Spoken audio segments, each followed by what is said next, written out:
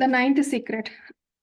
This is the ninth secret from the book Dr. Wayne Dyer, 10 Secrets for Success and Inner Peace. Treasure your divinity is the ninth secret. Here there are two quotes. We will read this first. There are only two ways to live your life. One is as though nothing is a miracle. The other is as though everything is a miracle.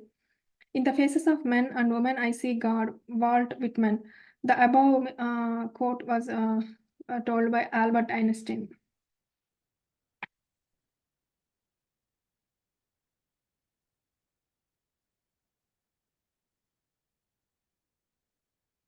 Treasure your divinity. You are a divine creation of God. You can never be separate from what which created you. If you think of God as a ocean and yourself as a container, you may find it helpful in moments of doubt or when you feel lost or alone to remember what you are a container of God.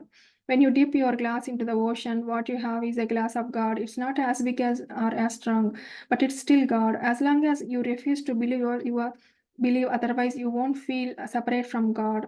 Think of a drop of water from the ocean of abundance that separated from its source. The droplet of water will ultimately evaporate and return to its source.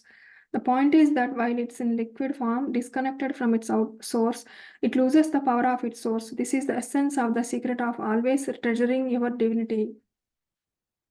While you are separated in your mind from your source, you lose your divine power, the power of your source, just like the drop of water. You too will change form and ultimately return to your source. As long as you feel disconnected from God, you lose the power of your source, which is the unlimited power to create, to be miraculous, and to experience the joy of being alive. The drop of water, disconnected from its divine source, symbolizes your ego. What is your ego? Your ego is nothing more than an idea that you carry around with you everywhere you go. This idea tells you that you are the sum total of what you have, what you do, and who you are. Ego insists that you are a separate being, that your personality and your body are your essence, and that you are in competition with every other ego to get your share of the pie, which is limited and finite. Therefore, ego asserts you must be wary of others who also want all that they feel they are entitled to. Consequently, ego leads you to believe that there are enemies to be wary of at all times.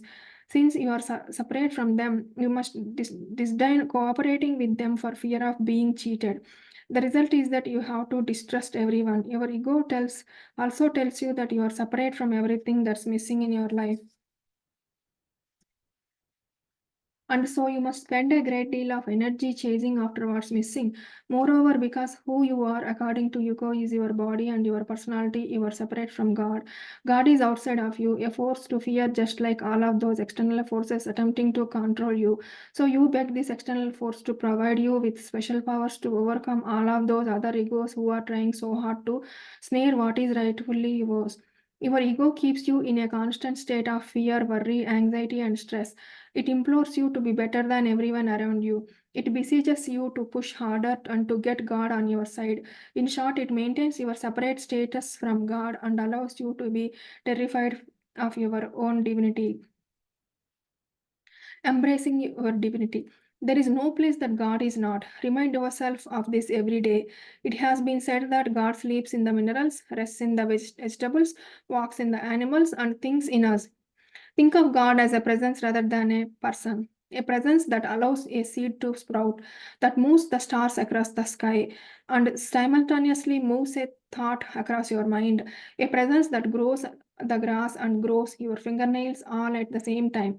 This presence is everywhere, therefore, it must also be in you. And if it's everywhere, it must be in all that you perceive to be missing from your life. In some inexplicable way, you are already connected to all that you would like to attract into your life by the presence of this universal, all powerful spirit called God. You may have read about some of the great saints in India. They seem to possess the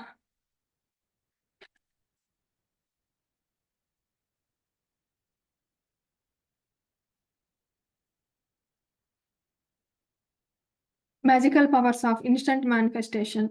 Their presence appears to heal the sick, and they communicate a sense of divine bliss and peace to all those who those they encounter. One saint was asked by a reporter from the West, "Are you God?" The saint responded without hesitation, "Yes, I am," to which everyone in attendance seemed stunned. Then, after a brief pause, he continued, "And so are you. The only difference between you and I," he said, "is that I know it and you doubt it. You are a piece of God, you are a divine creation, a being of light who showed up here as a human being at the exact moment you were supposed to.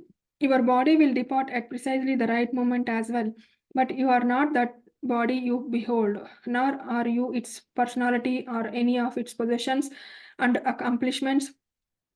You are the beloved, a miracle, a part of the eternal perfection, a piece of the divine intelligence that supports everything and everyone on this planet. In a world in which this divine intelligence creates everything, there can be no accidents.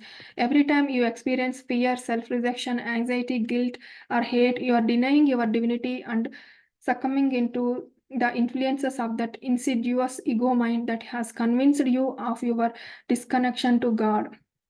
Author U.S. Anderson wrote an inspiring book many years ago called Three Magic Words. Mr. Anderson writes about the ability to become a miracle worker and to live up to ideal of the promise made by the Jesus Christ.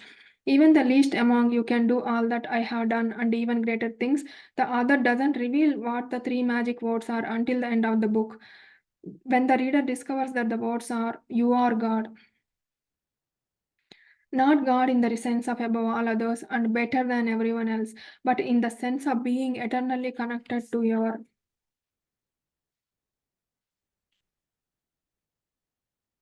source, the ever-present power of love that never abandons you and never runs dry.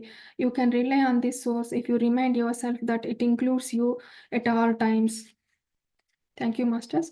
We will read about 10th secret tomorrow. Thank you for joining.